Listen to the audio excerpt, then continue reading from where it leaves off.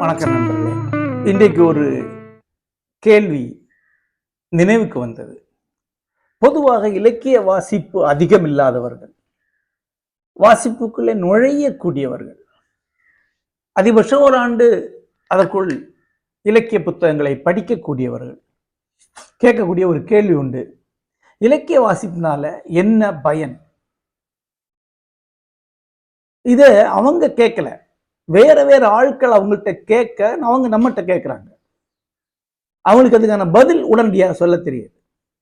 அவங்களே நிறைய படிக்கும்போது அவங்களுக்கு இயல்பா அது தெரிய வரும், அவங்களே சொல்ல முடியும். ஆனா தொடக்க நிலையாளர்களுக்கு சொல்ல தெரியாது. ஏதோ படிக்கிறேங்க அப்படின்னு ஒரு மன்னிப்பு கேட்கும் தோரணையில் அதை சொல்லி விட்டுருவாங்க. அவர்களுக்கெல்லாம் நான் தொடர்ந்து பதில் சொல்லிட்டே இருப்பேன். ஏன்னா என்னுடைய தளம் என்பது இந்த மாதிரியான கேள்விகளுக்கான ஒரு இடமாக கடந்த 15 ஆண்டுகளாக இருந்து வருவதனால பல்வேறு கேள்விகளுக்கு வரும் பதில்கள் ஒன்று இந்த வகையான பதில். அப்போ அதற்கான முதல் பதில் என்பது, இலக்கியம் என்பது உங்களுடைய நுண்ணுணர்வை, உங்களுடைய கற்பனையை வளர்க்கும், உங்களுடைய ரசனையை வளர்க்கும். ஆகவே நீங்க ரசனை கொண்ட நுண்ணுணர்வு கொண்ட மனிதராக மாறுவீர்கள். அப்படி மாறினால் உங்களுடைய அன்றாட வாழ்க்கை அழகும் இனிமையும் கொண்டதாகும். ஒரு இசையை, ஓவியத்தை, கலைகளை ரசிப்பதற்கான ஒரு பயிற்சி உங்களுக்கு கிடைக்கும். ஒரு சிற்பத்தை அல்லது ஒரு நல்ல பாட்டை மற்றவங்க ரசிக்கிறதுக்கும் இலக்கிய ரசனை கொண்டவர் ரசிப்பதற்கும் மிகப்பெரிய வேறுபாடு உண்டு. அவர்களுக்கு கிடைக்கிறது 5 என்று அவங்களுக்கு கிடைக்கிறது 500. அதுதான் முதல் வேறுபாடு. ரசனை கொண்ட மனிதராக மாறக்கூடிய ஒருவர் அன்றாட வாழ்க்கையை அழகுள்ளதும் நிறைவுள்ளதுமாக ஆக்கிக் கொள்கிறார். வாழ்க்கை இவ்வளவுதான் உங்கள் ஒவ்வொருத்தருக்கும். அதை எவ்வளவு பெருசாக்குறோமோ அவ்வளவுதான் வாழ்க்கையுடைய மதிப்பு. வாழ்க்கை என்று ஒரு மனிதனுக்கு கிடைப்பது ஒரு கைப்பிடி விதைகள் தான். எவற்றையெல்லாம் தன்னுடைய கற்பனையாலும் அறிவித்தலாலும் நீரூற்றி ஒருவர் வளர்க்கிறானோ அந்த அளவிற்கு அவருக்கு வாழ்க்கை அழகுள்ளதாக ஆகிறது, பயனுள்ளதாக ஆகிறது. இது ஒரு சுருக்கம். அதற்கப்பால் இலக்கியம் படிக்கக்கூடிய ஒருவருக்கு மனித உள்ளங்களை புரிந்து கொள்ளும் ஒரு திறன் வரும். இன்னொருவரின் கோணத்தில் வாழ்க்கையை பார்ப்பதற்கும் பயிற்சி கிடைக்கும். நாம நம்மை சுற்றியுள்ள சாமானியர்களை பாருங்கள், அவர்கள் எவருக்குமே இன்னொருவரின் கோணத்தில் வாழ்க்கையை பார்க்க முடியாது. தங்களுடைய கோணத்தை, தங்களுடைய பார்வையை திருப்பி திருப்பி அவங்க சொல்லிட்டே இருப்பாங்க. ஏன்னா அதுதான் அவங்களுக்கு தெரியும், அதுதான் சரின்னு நினைப்பாங்க. இன்னொருத்தருக்கு இதே விஷயத்துல வேறொரு பார்வை இருக்க முடியும் என்று அவங்களுக்கு தெரியாது. இன்னொரு மனதிற்குள் போவதற்கான பயிற்சி அவங்களுக்கு கிடையாது. இலக்கியத்துல நீங்க பழக பழக இன்னொரு வாழ்க்கையை, இன்னொரு மனதை நீங்க ஊடு புகுந்து அந்த மனமாக நின்று புரிந்து கொள்ள முடியும். அது மிகப்பெரிய ஒரு திறன். அது வாழ்க்கையை அழகாக்கும், இனிமையாக்கும், பயனுள்ளதாக்கும். வாழ்க்கையுடைய அரிய தருணங்களை நீங்கள் புரிந்து கொள்ள முடியும். கற்பனை வழியாக இன்னொருத்தரோட வாழ்க்கையை வாழ்வது என்பது சாதாரணமானது அல்ல. நீங்க வேலைக்கு போற இடத்துல ஒரு சின்ன துண்டு வாழ்க்கையை பார்க்குறீங்க. அந்த சின்ன துண்டு வாழ்க்கையில நீ கற்பனை வழியாக ஒரு முழு வாழ்க்கையை வாழ்ந்துட்டு போவீங்க. யாரோ ஒருத்தர் குழந்தைக்கு சோறு ஊட்டிட்டு இருப்பார். நீங்க ஒரு கணம் அந்த சீனை பெருசுபடுத்தி மகிழ்ச்சி அடைய முடியும். வாழ்க்கையில சின்ன சின்ன சின்ன தருணங்களை எல்லாம் ரசனை மிக்கதாக ஆக்கி அழகாக ஆக்குறதுக்கு ஒரு பயிற்சியை இலக்கியம் அளிக்கும். இரண்டாவதாக, மூன்றாவதான விஷயம் என்பது அறிவார்ந்து உலகத்தை பார்ப்பதற்கான ஒரு மிகப்பெரிய பயிற்சியை இலக்கம் அளிக்கும். முதல் கேள்வி அறிவார்ந்த நூல்கள் எவ்வளவோ இருக்கின்றனவே என்பதுதான். பலர் பேர் சொல்வார்கள், நான் புனைவுகளை படிப்பதில்லை, இலக்கியம் படிப்பதில்லை, நான் தகவல் சார்ந்த நூல்களை தான் படிப்பேன், அதுதான் பயனுள்ளது, பொது அறிவு நூல்களை தான் படிப்பேன், அது பயனுள்ளது என்று சொல்வார்கள். ஆனால் எந்த அறிவியலாளனும் எந்த மகத்தான சிந்தனையாளனும் அதை சொன்னது கிடையாது. சாமானியர்னு அப்படி சொல்லுவாங்க. அதாவது அவங்க என்ன நினைக்கிறாங்கன்னா, பரீட்சைக்கு படிக்கிறதும் அதை போய் அங்கே எழுதுறது தான் அறிவுன்னு நினைக்கிறாங்க. அப்படி அல்ல. நீங்கள் நூல்கள் வழியாக அடைவது என்பது உதிரி உதிரி அறிதல்களைத்தான். அந்த அறிதல்கள் எல்லாம் இணைத்து ஒட்டுமொத்த சித்திரமாக ஆக்கிக் கொள்வதற்கு உங்களுக்கு இலக்கியம் தேவைப்படுகிறது. சோழர் கால கல்வெட்டுகளை பற்றி ஒரு நூலை நீங்கள் படிக்கலாம், கல்வெட்டுகளை பற்றி ஒரு சித்திரம் கிடைக்கும். சோழர் கால நிலமான்மிய முறை பற்றி இன்னொரு நூலில் ஒரு சித்திரம் கிடைக்கும். ஆனால் சோழர் கால வாழ்க்கை என்ற ஒன்றை ஒட்டுமொத்தமாக உருவாக்கி கொள்வதற்கு உங்களுக்கு இலக்கியம் தேவைப்படும். அதற்கு பொன்னியின் செல்வன் என்ற ஒரு நூல் உதவலாம் உங்களுக்கு. அல்லது அந்த நூலை படித்த பயிற்சியில் நீங்கள் இன்னும் அதிகமான கற்பனையுடன் ஒரு ஒட்டுமொத்த சோழ வாழ்க்கையை கற்பனை செய்து கொள்ளலாம். இலக்கியம் என்பது ஒரு ஒட்டுமொத்த பிளைன், ஒரு ஒட்டுமொத்த ஒரு ஒரு ஒரு பரப்பை உருவாக்குகிறது. அதிலே கலைகள், இலக்கியம், அறிவு எல்லாத்தையும் இணைத்துக் கொண்டு ஒட்டுமொத்தமான ஒரு சித்திரத்தை அடைய முடியும். ஒரு தொகுப்பு. இலக்கியம் என்பது தண்ணி போல எல்லாத்தையும் இணைக்கும். அது கல்வெட்டு நூலையும், நாணயவியல் ஆய்வு நூலையும், நிலமாண்மையை பற்றிய ஒரு நூலையும், சிற்ப சாஸ்திரத்தை, இசையும், கம்பராமாயணத்தை இணைத்து சோழகால வரலாற்றை உருவாக்கிக் கொள்வதற்கு கற்பனை தேவை. அந்த கற்பனைக்கான பயிற்சி இலக்கியம் உங்களுக்கு அளிக்கும். இந்த 3 பயன்கள் இலக்கியத்தால் இருக்கிறது. இதை நான் எப்போதும் திருப்பி திருப்பி சொல்றேன். இலக்கியம் அறியாதவர்களுக்கு ஒரு வாழ்க்கை தான் இருக்கிறது. அதுதான் கொடுக்கப்பட்டிருக்கு அவர்களுக்கு. ஒரு இடத்துல, ஒரு காலத்துல, ஒரு சூழல்ல தான் ஒருத்தர் வாழ முடியும். ஆனா இலக்கியம் வாசிக்கிறவன் கற்பனை வழியாக பல ஊர்களில் வாழ முடியும். நான் ஜப்பான்ல வாழ முடியும். கவபாத்தை வாசித்தால் எனக்கு ஜப்பானிய வாழ்க்கையில் ஒரு துண்டு வாழ்க்கையை வாழ்ந்து திரும்பி வருவேன். டால்ஸ்டாய் வழியாக ரஷ்யாவிலே ஒரு துண்டு வாழ்க்கையை வாழ்ந்து திரும்பி வருவேன். செக்கா வழியா ரஷ்யாவில் ஒரு துண்டு வாழ்க்கை வாழ்ந்து திரும்பி வருவேன். எமிலி சோலா வழியாக பிரெஞ்சில் ஒரு வாழ்க்கையை வாழ்ந்து திரும்பி வருவேன். அந்த மாதிரி ஒரு வாழ்க்கைக்குள் பல வாழ்க்கையை வாழ்வதற்கு, வாழ்க்கையை பெருக்கிக் கொள்வதற்கு இலக்கியம் அவசியம். இதை நான் பல முறை சொல்லுவேன். சொல்லும்போது அவங்க என்கிட்ட கேட்கக்கூடிய ஒரு கேள்வி இருக்கு, முக்கியமான கேள்வி அது. அது இப்பதான் எனக்கு முக்கியம்னு தெரியுது. சரி சார், இது எல்லாமே ஒரு ஸ்பிரிச்சுவலான ஒரு விஷயம், ஒரு உலகு கடந்த விஷயம். உலகியல்ல ஒரு மிடில் கிளாஸுக்கு, ஒரு சாமானியனுக்கு, ஒரு அன்றாட வாழ்க்கையில் இலக்கியத்தால் உடனடி பயன் என ஏதாவது உண்டா? இதான் முக்கியமான கேள்வி. ஒரு நண்பர் சொன்னாரு, இந்த மாதிரி கோப்பை வைத்துட்டு நீங்க காணொளி போடும்போது மது குடிப்பது உடலுக்கு தீங்கு அப்படின்னு ஒரு சப்டைட்டில் போடுங்க அப்படின்னு. இது சாதாரண செம்பருத்தி டீ தான். ஆகவே செம்பருத்தி டீ குடிப்பது உடலுக்கு நல்லது என்றொரு சப்டைட்டில் போடலாம்னு தோணுது. வெல், அந்த கேள்விக்கு வருகிறேன். உலக இயலுக்கு, சாமானிய வாழ்க்கையில், அன்றாடத்தில் இலக்கியத்துக்கு என்ன பயன்? இதற்கு ஒரு சித்திரத்தை நான் கொடுக்கலாம்னு நினைக்கிறேன். நம்ம கடந்த 30 ஆண்டுகளில் இந்தியாவில் உருவாகி வந்த ஒரு விஷயம் என்னன்னா, மிடில் கிளாஸ், நடுத்தர வர்க்கம் பல மடங்கு பெரிதாகி இருக்கிறது. என்னுடைய சின்ன வயசுல கிராமத்துல ஒரு வீடு அல்லது 2 வீடு, ஒரு 5 வீடுக்குள்ளதான் மிடில் கிளாஸ்ங்கிற அடையாளத்தோட இருக்கு. பாக்கி எல்லாமே லோவர் கிளாஸ் தான். பல ஊர்கள்ல ஒருத்தர் பணக்காரர் என்று சொல்லக்கூடிய வாழ்க்கையை வாழ்ந்து கொண்டிருப்பார், பணக்காரர். இன்றைக்கு அப்பர் மிடில் கிளாஸ் பெருகி இருக்கிறது, மிடில் கிளாஸ் பல மடங்கு பெருகி இருக்கிறது. அந்த மிடில் கிளாஸ் தான் பெரும்பாலும் இலக்கியத்தை வாசிக்கிறவர். அடித்தள மக்கள் பெரும்பாலும் இலக்கியத்தை வாசிக்கிறதுல இங்கெல்லாம் உலகம் முழுக்க அப்படித்தான். அதுல அபூர்வமான சிலர் வாசிக்கலாம். ஆனா பொதுவாக அவங்க வாசிக்க முடியாது, வாசிக்கிறது இல்லை. ஏன்னா அவங்களுடைய அன்றாட வாழ்க்கையே பெரும் போராட்டமாக இருக்கிறது, உயிர் வாழ்தலே போராட்டமாக இருக்கு. நண்பர்களே, பல ஆண்டுகளுக்கு முன்பு இருந்த ஒரு வாழ்க்கையை கற்பனை பண்ணி பாருங்க. அதாவது என்னுடைய அப்பா காலத்துல அல்லது நான் சின்ன பையனா இருந்த காலத்துல அன்று இருந்த மிடில் கிளாஸ் எப்படி இருந்தது? அன்று இருந்த மிடில் கிளாஸ் பெரும்பாலும் ஒரு வீட்டுல ஒருத்தர் தான் ஏதேனும் பணி செய்து பொருளீட்டுவராக இருந்தார். அன்றைக்கு வீட்டுல எல்லாம் முதியவர்கள் இருப்பாங்க, அப்பா அம்மா இருப்பாங்க, பெரியவங்க. அவங்கள பெரும்பாலும் யாருக்கும் எந்த வருமானம் இருக்கா? இன்னைக்கு முதியவர்ல பெரும்பாலும் அவங்களுக்கு பென்ஷன் இருக்கு, அல்லது அவங்க ஏதாவது சம்பாதிச்சு வச்சிருப்பாங்க. அன்றைக்கு அப்படி கிடையாது, அவங்கள்ட்ட ஒரு பைசா கூட இருக்காது. பிள்ளைங்களை கரையேற்றிருப்பாங்க, அவ்வளவுதான், வாழ்க்கை முழுக்க உழைச்சு. அப்போ ஒரு வீட்டுல அப்பா அம்மா, அவங்களுடைய பையன், அவங்களுடைய மனைவி, அவருக்கு 2-3 குழந்தைகள் இருக்கும். 8 பேர் 7 பேர் சாதாரண ஒரு மிடில் கிளாஸ் வீட்டுல இருப்பாங்க. ஒருத்தருடைய வருமானம் தான் இருக்கும். அவர் ஒரு அரசாங்க வேலையில் இருப்பார், அது தனிப்பட்ட ஏதாவது சின்ன தொழில் பண்ணுவார், வியாபாரம் பண்ணுவார். அந்த வருமானத்துல அந்த குடும்பம் ஓடணும். ஆகவே ஒவ்வொரு நாளும் பொருளியல் ரீதியான கணக்குகளோட அந்த நாளத்தை தள்ளி நீக்கிறது தான் பெரிய போராட்டமா இருக்கும். இதெல்லாம் எனக்கு ஞாபகம் இருக்கு. சோப்பு வாங்கிட்டு வந்த நாளை சோறுல குறிச்சு வைப்பாங்க, எவ்வளவு நாளைக்கு அந்த சோப்பு வருது என்று. வீட்டுக்கு எல்லாருக்கும் ஒரு சோப்பு தான் இருக்கும். எனக்கு நல்ல நினைவு இருக்கு, சாமானியர்கள் வீட்டுல பெரும்பாலும் கோபால் பல்படி தான் வாங்குவாங்க. ஒரு பாக்கெட் 25 பைசா தான், அது 1 மாசம் இருக்குன்னு நினைப்பாங்க. கோல்கேட் வாங்கினா அதனுடைய பின்ன அது டப்பா தான், பேஸ்ட் வாங்க மாட்டாங்க, பொடி தான் வாங்குவாங்க. அதுக்கு மேல அந்த டேட் எழுதி வைப்பாங்க. அப்பதான் அது எத்தனை நாளைக்கு வரும்னு தெரியும்.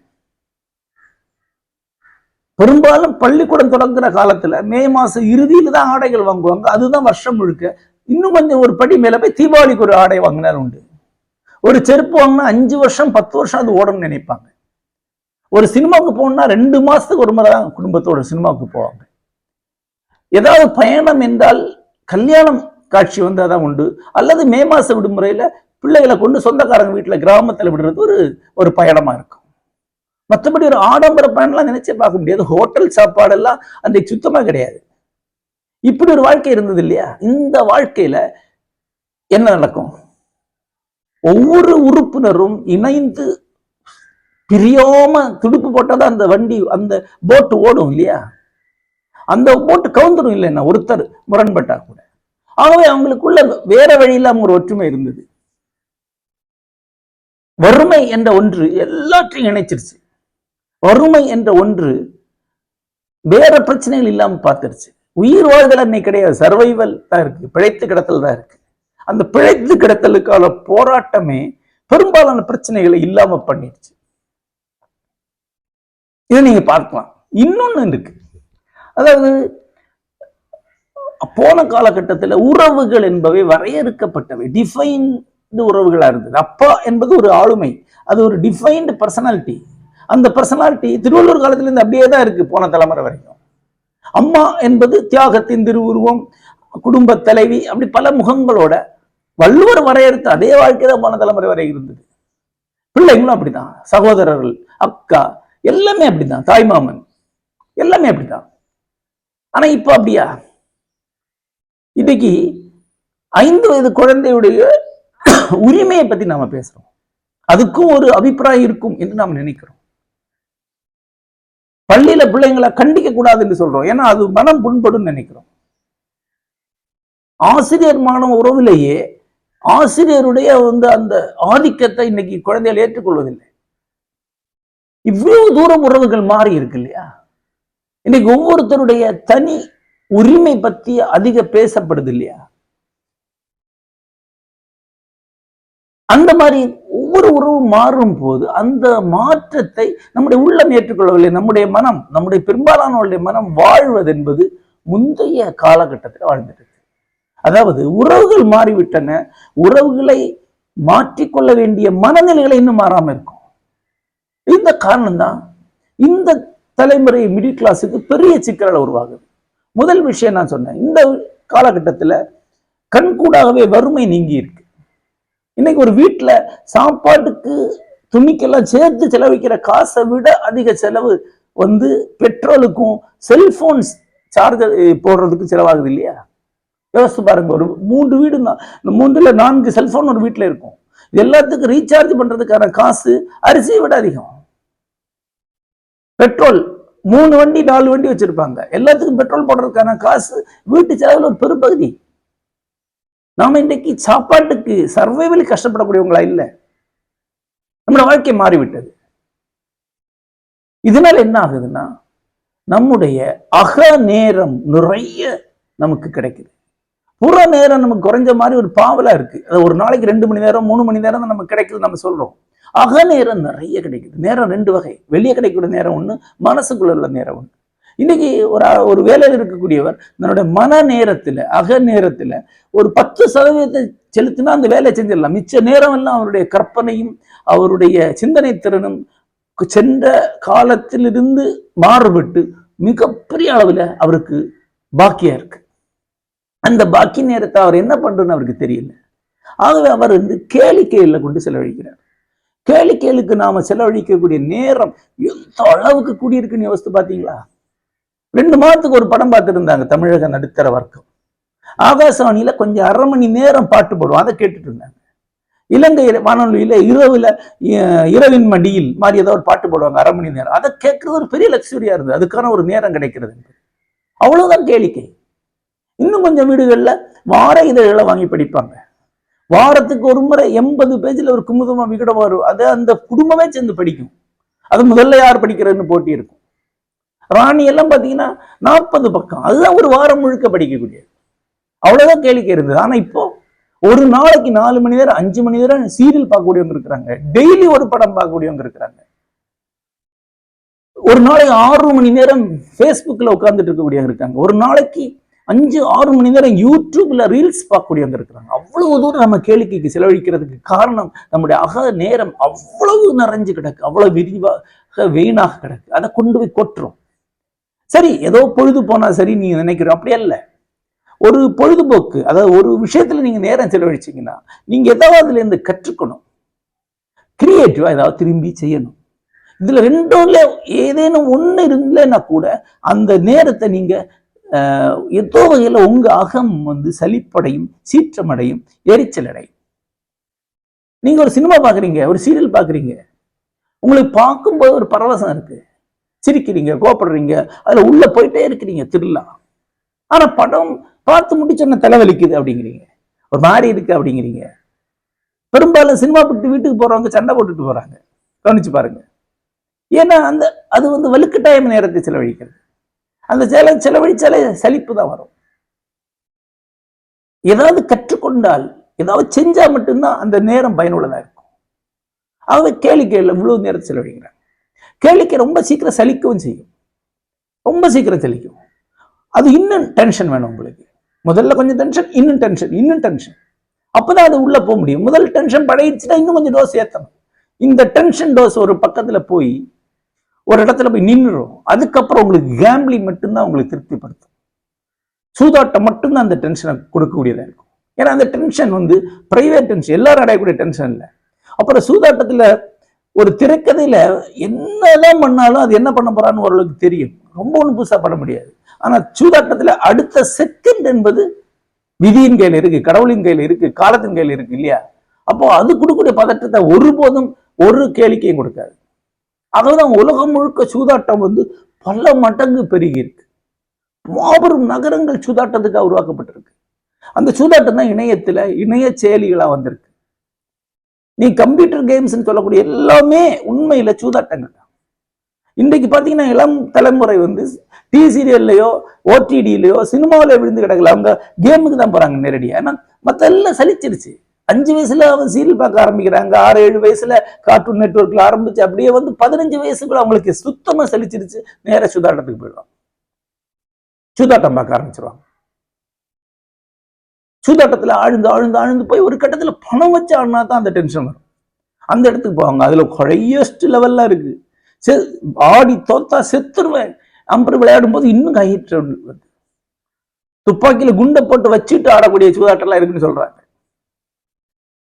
ஆகவே இந்த கேளிக்கையில் ஈடுபட்டு ஒருவர் நிறைவடையவே முடியாது. மேலும் மேலும் அதுக்குள்ள போயிட்டே இருக்கணும். அப்புறம் கேளிக்கைக்கு இன்னொரு சுபாவம் உண்டு. பாசிட்டிவான கேளிக்கை ஒன்று இருக்க முடியாது. ஏன்னா பாசிட்டிவிட்டி சீக்கிரமே சலிக்கு ஒருத்தனை உள்ள கொண்டு வர முடியாது. இனிப்பு மாதிரிதான் திகட்டும். ஆனா கசப்பு திகட்டாது. உலகத்துல பாருங்க, திகட்டாம மனிதர்கள் சாப்பிடுறது எல்லாம் கசப்பு தான். அது மதுவா இருந்தாலும் சரி, திகட்டாம சாப்பிடுறது கசப்பு தான். ஆகவே சீரியல்ல நீங்க கசப்பு தான் மிக முக்கியமான சுவை. குரோதம், கசப்பு, குரோதம், வெறுப்பு, அதை எவ்வளவு எடுக்கிறோம் அவ்வளவு சீரியல் சக்சஸ் ஆகும். சினிமாவே அப்படிதான். கடைசி நிமிஷம் 5 நிமிஷம் ஒரு உருக்கம் இருக்கும். மச்ச முழுக்க வெறிதான் இருக்கும். அதுல கோபம், ஆங்காரம், வெறி, வெறுப்பு எல்லாம் தான் இருக்கும். அப்ப நீங்க முதல்ல காலையில இருந்து சாயங்காலம் வரைக்கும் இதை பார்த்துட்டு இருந்தீங்கன்னா உங்களுக்குள்ள கசப்பை நிரப்பிக்கிறீங்க, வெறுப்பை நிரப்பிக்கிறீங்க. இன்றைக்குள்ள பிரச்சனை இதுதான். இந்த அளவுக்கு பெரிய அக நேரம் உங்களுக்கு கிடைக்கும் போது அதை என்ன செய்வதென்று நீங்கள் பழகி கொள்ளவில்லை. இன்றைக்குள்ள காலகட்டத்தில் இந்த அக நேரம் என்பது இந்த நூற்றாண்டு உங்களுக்கு அளிச்சிருக்கக்கூடிய ஒரு கிஃப்ட், ஒரு பரிசு. ஆனால் அதை பயன்படுத்த உங்களுக்கு தெரியல. இந்த கிஃப்டை 50 ஆண்டுகளுக்கு முன்னாடி ஐரோப்பியர்களும் அமெரிக்கர்கள் அடைஞ்சாங்க. அவங்கள கணிசமானவர்கள் அதை பயன்படுத்தவும் கற்றுக்கொண்டார். நான் ஐரோப்பா முழுக்க பயணம் பண்றேன். அவங்களுக்கு எவ்வளவு வெளி உலகம் இருக்குன்னு தெரியுது. குளிர்காலம் முழுக்க பனிச்சறுக்கு போறாங்க, கோடை காலம் முழுக்க நீச்சலுக்கு போறாங்க, போட் ஓட்டுறாங்க. ஒவ்வொருத்தரும் ஒரு கேம் வச்சிருக்காங்க, ஒரு அக உலகத்தை வச்சிருக்காங்க. இசை கத்துக்கிறாங்க, நடனம் கத்துக்கிறாங்க, ஏதேனும் ஒன்று செஞ்சுக்கிட்டே இருக்காங்க. அப்பதான் இந்த வாழ்க்கையுடைய அந்த அவ்வளவு நேரத்தை அவங்க அக நேரத்தை அவங்க பயன்படுத்த முடியும், மகிழ்ச்சியா இருக்க முடியும். அது சும்மா வச்சுக்கிட்டு 24 மணி நேரமும் சீரியலை பார்த்துக்கிட்டு செல்போனுக்குள்ள மூழ்கி இருந்தீங்கன்னா கசப்பும் நோயும் தான் வரும்னு அவங்களுக்கு தெரியும். நமக்கு அதை கத்துக்கல. அதை நம்மகிட்ட எடுத்து சொல்றதுக்கு இங்க ஆலோசகர்கள் மருத்துவர்கள் இல்லை. மருத்துவர்கள் இப்பதான் கொஞ்சம் சொல்ல ஆரம்பிச்சிருக்கிறாங்க. ஆகவே இந்த அகநேரம் வீணா கிடக்கும் போது கேளிக்கைகள் வழியா கசப்பை திரட்டுறோம். அந்த கசப்பை உறவுகளுக்குள்ள பரிமாறிக்கிறோம். நம்முடைய வீடுகள்ல இவ்வளவு நேரம் இருக்கனால இவ்வளவு உறவு பிரச்சனைகள் வருது. சின்ன பிரச்சனையை ஒருத்தர் பெருசு பண்ணிட்டே இருக்காருன்னா அதுக்காக தான். ஏன்னா ஒன்னும் மைண்ட் ஐடியலா இருக்கு, ஆகவே பிரச்சனையை பெருசு பண்றாங்க. கசப்பு ஒருத்தனை அப்படி திருளாக்கிட்டே இருக்கும். பொண்டாட்டிக்கு ஒரு சின்ன சண்டை வருது, அதை ஒன்னும் சமாளப்பட்டது இல்லை, அது மாச கணக்கில் எடுத்துறாங்க. Ego clashes. குடும்பத்துக்குள்ள இவ்வளவு வன்முறை வர்றதுக்கு காரணம் இந்த வெறும் நேரம் தான். அந்த வெறும் நேரத்தை இலக்கியம் ஆக்கப்பூர்வமாக ஆக்கும். இலக்கியம் அதுல ஒன்று கற்கும் இன்பத்தை அளிக்கும். ஆனா இலக்கியத்துல எதுவா இருந்தாலும் உங்களுக்கு ஏதோ ஒன்று டீச் பண்ணிட்டு தான் இருக்கு. அது வழி ஏதோ ஒன்று தெரிஞ்சுக்கிட்டே தான் இருக்குங்க. நீங்க இம்ப்ரூவ் ஆறீங்க. அதனால உங்களுக்கு அந்த வீண் என்ற உணர்வே வராது. ரெண்டாவது, சினிமா பார்க்கறதுக்கும் டாக்குமெண்ட்ரி பார்க்கறதுக்கும் படிக்கிறதுக்கும் பெரிய வேறுபாடு இருக்கு. மற்றதுல எல்லாம் நோயிங் இருந்தாலும் கூட டூயிங் கிடையாது. இதுல டூயிங் உண்டு. நீ தான் படிக்கணும், நீ கற்பனை பண்ணிக்கணும். நீ படிக்கலைன்னா அது நின்றுடும், படிக்க முடியாது. அப்ப இதுல டூயிங் இருக்கு, டூயிங் அண்ட் நோயிங் இருக்கிறது இலக்கியத்துல. அது ரெண்டும் இருக்கும்போது ஒருபோதும் சலிக்காத ஒரு உலகம் உங்களுக்கு வருது. உங்களுடைய அக நேரம் முழுசாக நிறைவடையுது. அது உங்களை இனிமையாளர்களாக்கும், கசப்பற்றவர்களாக்கும், உங்களோட உறவுகளை மேம்படுத்தும். அதுதான் லௌகிக உலகத்துல இலக்கியத்துடைய முதற் பெரும் பயன் என்னன்னு கேட்டா இதை சொல்றேன். ரெண்டாவது பயன் ஏற்கனவே சொன்னேன், ரிலேஷன்ஸ் சேஞ்ச் ஆயிட்டே இருக்கு. அந்த மாறும் உறவுகளை புரிந்து கொள்வதற்கு இலக்கியம் போல இன்னொரு வழிமுறையே கிடையாது. சீரியல் வழியா புரிஞ்சுக்க முடியாது. ஏன்னா ஒற்றைப்படையா தான் காட்டுவோம், கசப்பை தான் காட்டுவோம். ஏன்னா அப்பதான் ஓடும். அது உங்களுடைய டேஸ்டுக்காக, உங்களை ரசனைக்காக சமைக்கப்படுக்கூடிய பொய் தான் சீரியலோ கேளிக்கையோ. ஆனா இலக்கியம் அப்படி கிடையாது. சீரியல் இலக்கியம் உண்மையை சொல்லணும்னு ட்ரை பண்ணிட்டே இருக்கு. அப்போ உண்மையை அது காட்டிட்டே இருக்கு. உங்களுக்கு பிடிக்கிறோம் பிடிக்கலையோ உண்மையை அது சொல்லும். அதை நீங்க கவனிக்க உங்களுக்கு ஒரு உண்மையான உறவுகளை புரிந்து கொள்ள முடியும். உறவுகள் எப்படிலாம் மாறுதுன்னு புரிந்து கொள்ள முடியும். இன்னைக்கு ஒரு பொண்ணு ஒருத்தனை கல்யாணம் பண்ணிக்கிற போறா அப்படிங்கிறதுக்காக ஹஸ்பண்ட் ஒய்ஃபும் தண்டவாளத்துல தலை வச்ச கதையை கேட்கிறோம். அப்ப எவ்வளவு படிச்சிருந்து எவ்வளவு லக்ஸரியில வாழ்ந்து அவங்களுக்கு வாழ்க்கை தெரியல, உறவுகள் மாறி இருக்கிறது தெரியல, நவீன உலகத்தை அவங்களுக்கு தெரியல. அந்த முட்டாள்தனத்துல இருந்து வெளியே வர முடியும். இங்க நேற்று இருந்த உறவல்ல இன்றைக்கு, இது நாளைக்கு இன்னொன்று ஆகும். இந்த மாற்றத்தை புரிந்து கொள்வதற்கு இலக்கியம் மிகப்பெரிய ஒரு வழிகாட்டியாக அமையும். அந்த உறவுகளை நீங்க புரிஞ்சுக்கிட்டீங்கன்னா உங்க மகனாக நின்று உங்களை பார்க்க உங்களால் முடியும்னா, உங்க மகளாக நின்று உங்களை பார்க்க உங்களால் முடியும்னா நீங்க உறவுகளை இன்னும் பெட்டராக்க முடியும். இந்த உறவுகளில் இருக்கக்கூடிய மிகப்பெரிய சலிப்பிலால் வரக்கூடிய வன்மத்தையும் உரசல்களை தவிர்ப்பதற்கு இலக்கியம் போல வேறொரு வழி இல்லை. இலக்கியம் கலைகள் சேவை, உண்மையான சேவை, அரசியல் சேவை நான் சொல்லல. இலக்கியம் கலைகள் சேவை போல இன்னொரு வழி கிடையாது. இதான் இலக்கியம் லௌகிகத்தில் அளிக்கக்கூடிய மிகப்பெரிய கிஃப்ட் என்று தான் சொல்லுவேன். நண்பர்களே, இன்றைக்கு ஒரு உறவுல அந்த உறவு நீடிக்கணும்னா நீங்க அதிகமா பேசணும். அப்பதான் அந்த உறவு நீடிக்கும். உங்கள் நண்பர்ல யார் அதிகமாக உங்கள்கிட்ட பேசுறாரோ, நீங்க யார்கிட்ட அதிகமா பேசுறீங்க அவர் தான் உங்களுடைய நண்பர். அவர்கிட்ட தான் உங்களுக்கு இனிமையான உறவு இருக்கு. குடும்பத்துல அந்த உறவு இருக்கா உங்களுக்கு? மனைவிட்ட அவ்வளவு பேசுறீங்களா? குழந்தைகிட்ட அவ்வளவு பேசுறீங்களா? ஏன் பேசல? பேசுறது விஷயம் இல்லை. எவ்வளவுதான் பேச முடியும்? கல்யாணம் ஆனா அந்த காமம் இருந்த நாட்களில, அந்த தீவிர நாட்கள்ல கொஞ்சம் பேசியிருப்பீங்க. அதுக்கப்புறம் பேச்சு முடிஞ்சிருச்சு. அப்புறம் குழந்தைகளை பற்றின கவலை, பொது கவலைகளை பற்றி மட்டும்தான் நீங்க பேசுறீங்க. அதை எவ்வளவு நாள் பேச முடியும்? பேச பேச கசப்பு தான் மிஞ்சும். பேச்சு இல்லாம ஆயிடுது. ஆனா பேசுவதற்கு ஒரு உலகம் உங்களுக்கு இருக்கும் என்றால் அது நல்ல உறவாகும். கணவன் மனைவிக்கு நடுவுல இலக்கியம் இருக்கு. ரெண்டு பேரும் புத்தகம் படிப்பாங்க, ரெண்டு இலக்கியத்தை பத்தி பேசுவாங்கன்னா அவங்களுக்கு பேசுறது சப்ஜெக்ட் இருக்கு, பேசுறதுக்கான மொமெண்ட் அமையும். அது அவங்களுக்கு ஒரு நல்ல உறவை உருவாக்கும். இது என்னுடைய அனுபவத்தில் நான் சொல்றேன். என்னுடைய குடும்பத்துல என்னுடைய மனைவி, குழந்தைகள் எல்லாட்டையும் நான் இலக்கியம் தான் பேசுறேன். அவங்க எல்லாருமே இலக்கியவாதிகள் தான். எங்களோட டைனிங் டேபிள் என்பது இலக்கிய விவாதத்தின் ஒரு ஒரு அரங்காகத்தான் இருக்கும். இனிய மகத்தான நினைவுகள் அதை பத்தி இருக்கு. ஒரு குடும்பத்துல கணவன் மனைவிக்குள்ள இலக்கியம் இருந்தா ஒரு பெரிய உறவு உருவாகும். குழந்தைகள் இருந்தாங்கன்னா இன்னும் பெரிய உறவாகும். நண்பர்கள், அதுக்காகத்தான் நாங்க முழுமை அறிவு என்ற பேர்ல தொடர் வகுப்பு நடத்திட்டு இருக்கோம். ஆலயக்கலை இந்திய தத்துவம், மேலை தத்துவம், கீழே தத்துவம், பௌத்தம், கிறிஸ்தவம், இஸ்லாம் எல்லாத்தையும் கற்றுக் கொடுக்கிறோம். நவீன ஓவியம், நவீன மேலை இசை எல்லாத்துக்கும் வகுப்பு வச்சிருக்கோம். ஏன்னா ஏதாவது ஒன்றில் ஒருவருக்கு ஒரு தீவிரம் வரும் என்றால் அது வாழ்க்கையை அழகாக்கும். இப்போ வைரம், தங்கம்லாம் எடுத்து பாருங்க, அதுக்கெல்லாம் ஒரு பயனும் கிடையாது இல்லையா? ஆனா அதுக்கு தானே விலை அதிகம். அரிசிக்கு அதிக பயன் உண்டு, அதுக்கு விலை கிடையாது. தங்கத்துக்கு ஒரு பயனும் கிடையாது, ஆனா அதுக்கு விலை அதிகம். ஏன்னா மற்றதுடைய விலையை போடக்கூடிய பொருளா இருக்கு தங்கம். அது போலதான் இலக்கியம். உங்க வீட்டுக்குள்ள ஒரு அறை இருக்கு, பூஜை அறை. அந்த பூஜை அறையில் நீங்க எதையுமே வைக்க மாட்டீங்க, அது புழக்கத்தில் இருக்காது. ஆனா அதுதான் அந்த வீட்டுக்கே அமைதி அளிக்கக்கூடிய இடமா இருக்கும். அந்த வீட்டுல நீங்க அமைதி உணரக்கூடிய இடமா இருக்கும். கோழி முட்டை இருக்கு, அதுக்குள்ள நிறைய உயிர் நிறைஞ்சிருந்தாலும் ஒரு சின்ன பகுதியில வெற்றிடம் இருக்கு, காற்று இருக்கும். அந்த காற்று இருந்தாதான் அந்த முட்டை வாழ முடியும். அது போலதான் லௌகிகம் நமக்கு தேவை. பணம் சம்பாதிக்கிறது, வாழ்றது எல்லாமே தேவைதான், அதுதான் லௌகிகம். ஆனா அதுக்கப்பால லௌகிகமே அல்லாத ஒரு சின்ன பகுதியா நம்ம வாழ்க்கையில் இல்லைன்னா லௌகிகம் மோசமாயிடும். லௌகிகம் நல்லா நடக்கணும்னா லௌகிகத்தை அப்பால ஒரு சின்ன இடம் இருக்கும். அதுதான் இலக்கியம். அது ஆன்மீகமா இருக்கலாம், அதாவது உயர்ந்த ஆன்மீகம். சும்மா சாமி கும்பிடுறத நான் சொல்லல, உயர்தரமான ஆன்மீகமா இருக்கலாம், இலக்கியமா இருக்கலாம், கலைகளா இருக்கலாம், சேவையா இருக்கலாம். ஆன்மீகம் போன்று ஒன்றுதான் இலக்கியம். ஒரு உலகியல் அல்லாத பகுதி இருந்தால் ஒழிய உலகியல் சிறப்பாக நிகழாது. ஆகவே உலகியலை சிறப்பானதற்கும் சிறந்த இலக்கியம் மிக அவசியமானது. இதுதான் என்னுடைய பதில். யோசித்து பாருங்க.